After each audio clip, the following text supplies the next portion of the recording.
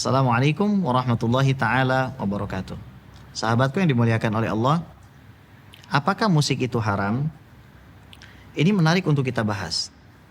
Karena dalil yang berbicara tentang musik ada di dalam Sahih Bukhari, diriwayatkan secara mausul. La yakunanna min ummati aqwamun yastahilluna al-hirra wal harira wal khamra wal ma'azif. Akan datang masa di mana ada sekelompok orang dari kaumku yang menghalalkan zina, menghalalkan sutra, menghalalkan khamar, dan juga ma'azif. Nah, ma'azif ini seringkali diidentifikasikan sebagai alat musik.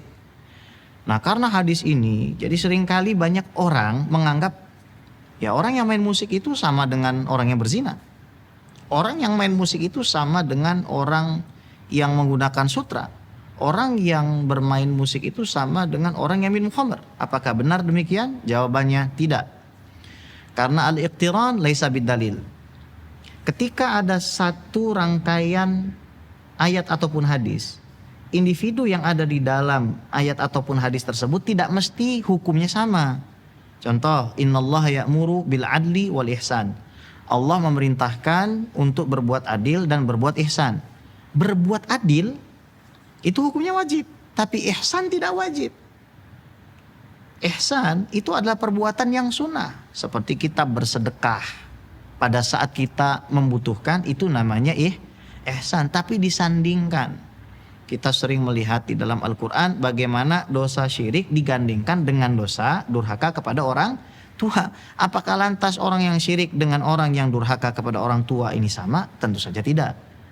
Nah, inilah yang menyebabkan banyak sekali para ulama termasuk Al-Imam Muhammad bin Muhammad Al-Ghazali At-Tusi radhiyallahu ta'ala anhu mengatakan, ya musik ini hasanuhu hasan wa qabihuhu qabih. Yang bagus ya bagus, yang buruk ya buruk. Bagaimana bisa? Yuk kita teliti. Akan datang masa di mana sekelompok orang menghalalkan zina. Zina tentu saja haram secara mutlak. Coba kita lihat lagi selanjutnya, khamr.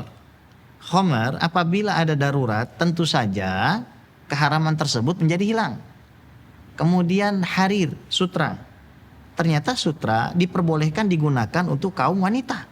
Berarti kan tidak umum. Ini saja, tiga ini saja sudah mengalami perbedaan kualitas hukum.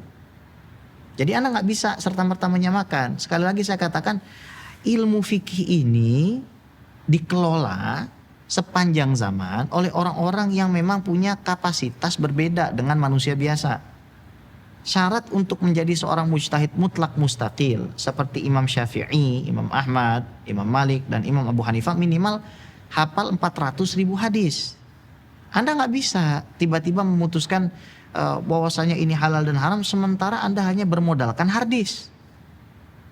Ini harus kita fahami terlebih dahulu gitu. Jadi supaya kita tidak serta-merta mudah untuk menghukumi orang lain. Nah, adapun ma'azif ini didefinisikan sebagai alat musik. Alat musik ini sebagaimana disampaikan oleh Al-Imam Ibnu Hajar, bukan hanya alat yang ditabuh atau digenjreng, termasuk mulut yang mengeluarkan suara atau yang lebih kita kenal dengan akapela. Akapela itu juga termasuk musik. Nah, pertanyaannya, apakah haram? Darul Ifta Al-Misriyah, lembaga fatwa resmi negara Mesir, menjelaskan bahwa memang musik ini dibagi dua. Ada musik yang baik, yang sesuai dengan syariat Islam, seperti yang menimbulkan semangat kita untuk beribadah, semangat kita untuk sholat, semangat kita untuk sedekah, semangat kita untuk bersolawat dan mencintai Nabi Muhammad SAW, semangat kita untuk bertobat kepada Allah. Ini musik-musik yang bagus, yang menggerakkan hati manusia untuk dekat kepada Allah. Bagaimana mungkin diharamkan? Kemudian ada musik yang sebaliknya, yang memang bertentangan dengan syariat, musik yang menimbulkan syahwat, menimbulkan kebencian, fitnah, makar, dan lain sebagainya, ini diharamkan. Dalilnya mana? Di dalam Sahih Bukhari, pada suatu hari, tepatnya di hari Id, Sayyiduna Abu Bakar Siddiq masuk ke rumah Rasulullah. Di situ ada Siti Aisyah bersama dua orang budak perempuan yang sedang menyenandungkan lagu Bu'ath. Lagu Bu'ath ini lagu perdamaian suku Aus dan Khazraj. Lantas Sayyidina Abu Bakar menegur, "Amazamiru syaitan fi baiti Rasulillah sallallahu alaihi wasallam." Ya Aisyah, apakah seruling syaitan yang kamu senandungkan di rumah Rasul? Anda tahu nggak jawaban Nabi Muhammad? Da'huma ya Abu Bakar, biarin aja mereka. Inna likulli umatin 'id wa hadza 'iduna. Sesungguhnya setiap umat itu memiliki hari raya dan ini adalah hari raya bagi kita. Kalau ada orang menjawab, oh musik hanya boleh dimainkan pada saat hari raya. Apakah zina diperbolehkan pada saat hari raya?